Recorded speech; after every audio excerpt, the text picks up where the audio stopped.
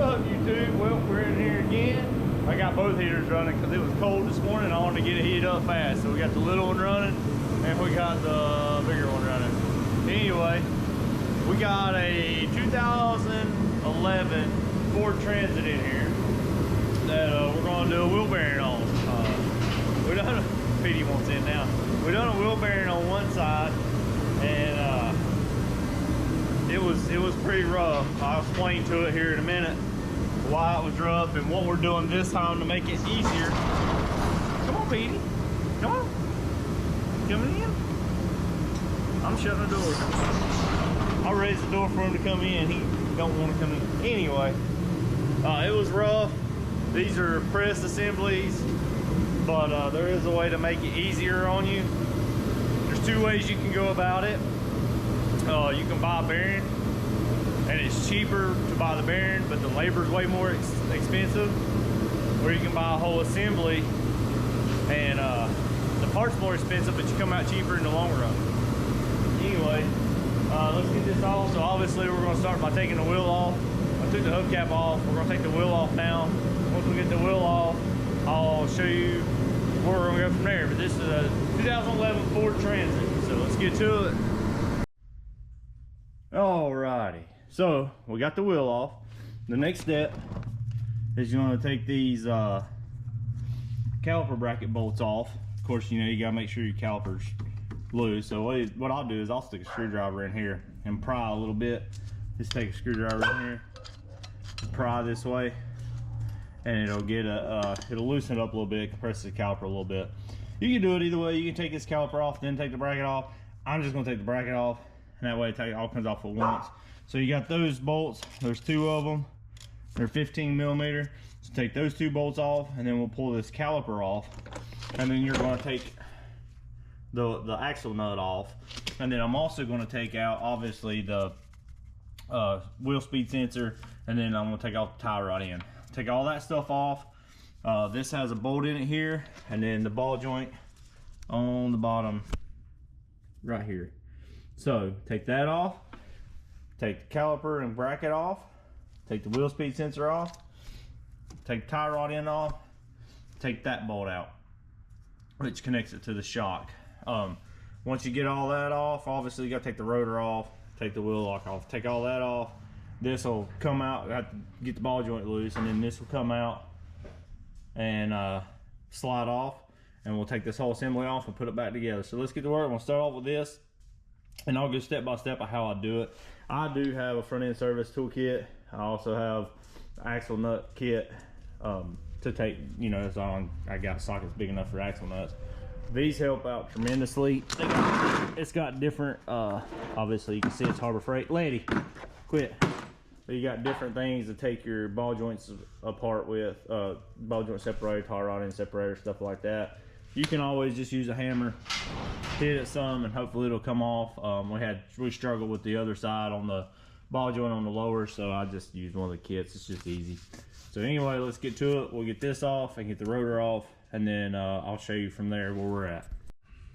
All right, look at here. We got the rotor off, we got the caliper off, and we pulled this off. This is an 8 millimeter. Be careful pulling these out. They get a little corroded in there, and you can break these off pretty easy.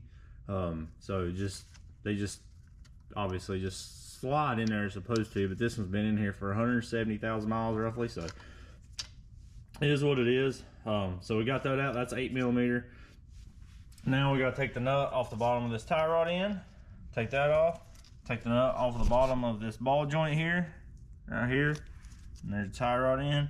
We'll get those bolts off, and we'll get this nut off, and then the one bolt back here. When I find out what size these are, I don't know yet. I'll let you know. I'll add it in here in just a second as soon as I get these off, and let you know what size all these are. So let me get them off and get to it.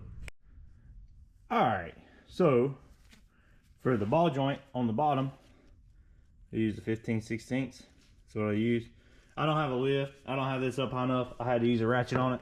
It is what it is. For tie rod end, use the 5/8. That's what I use on tie rod end. And then the axle nut, 32 millimeter.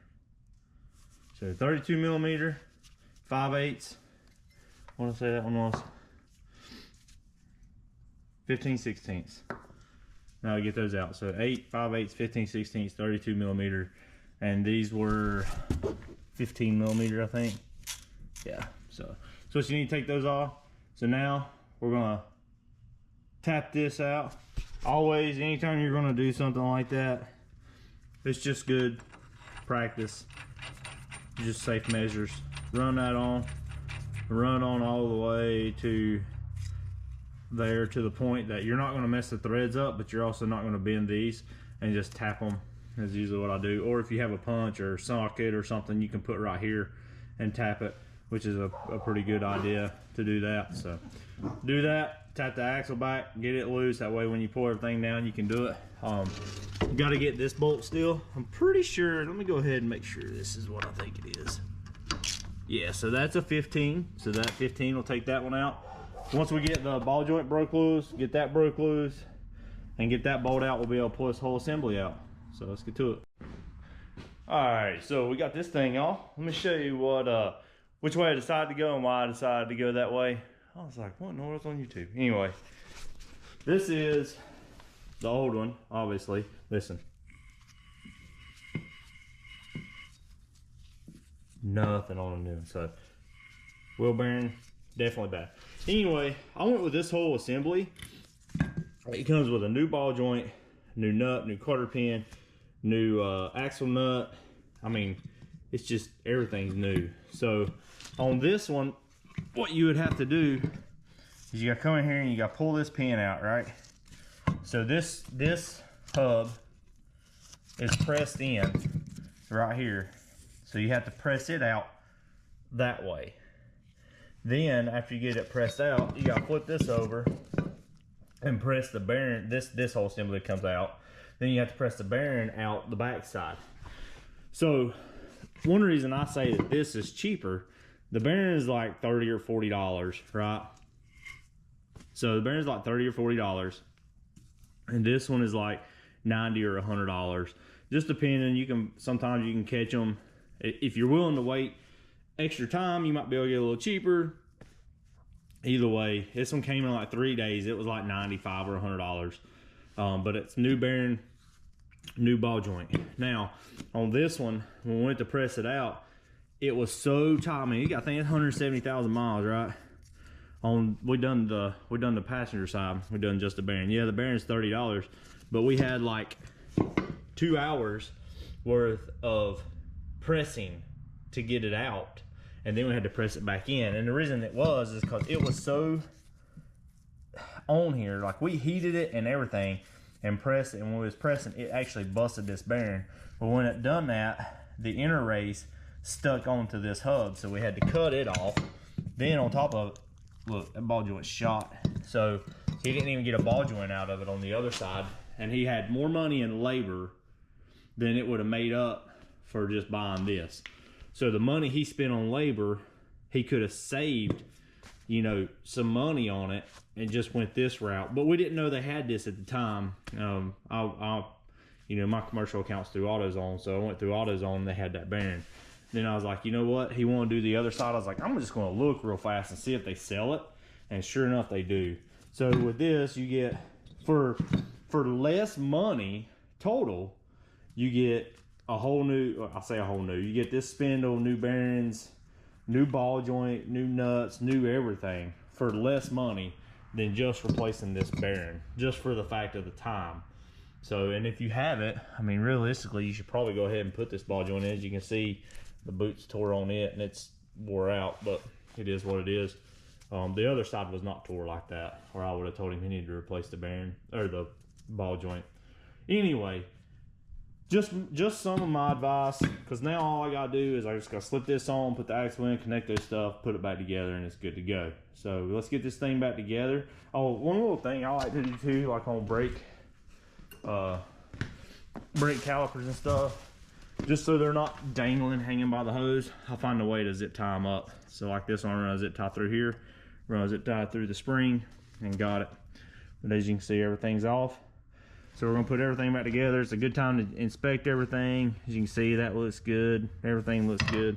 I've done kind of looked at everything on it. So let's get this thing back together and get it to him.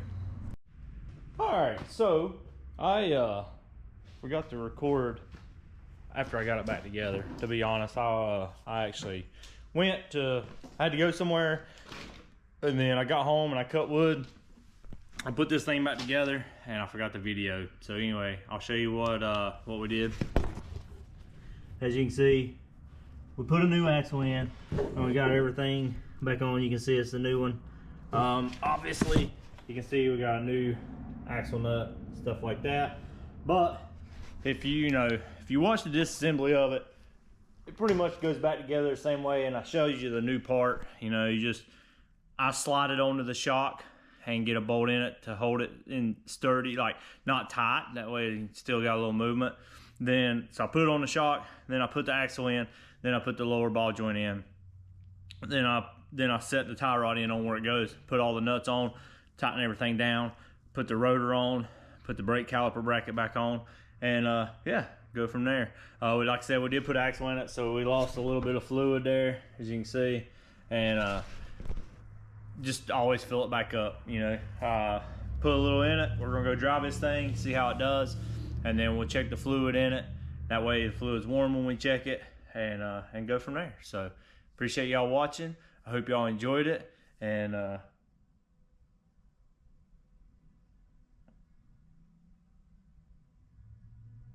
don't know what that is. I hear something. Anyway, I hope y'all enjoyed it. Like, share, subscribe, comment. Do you like these videos? Like I said, I know it's not the racing videos, but it is how to. So, but anyway, hope y'all enjoyed it. See ya.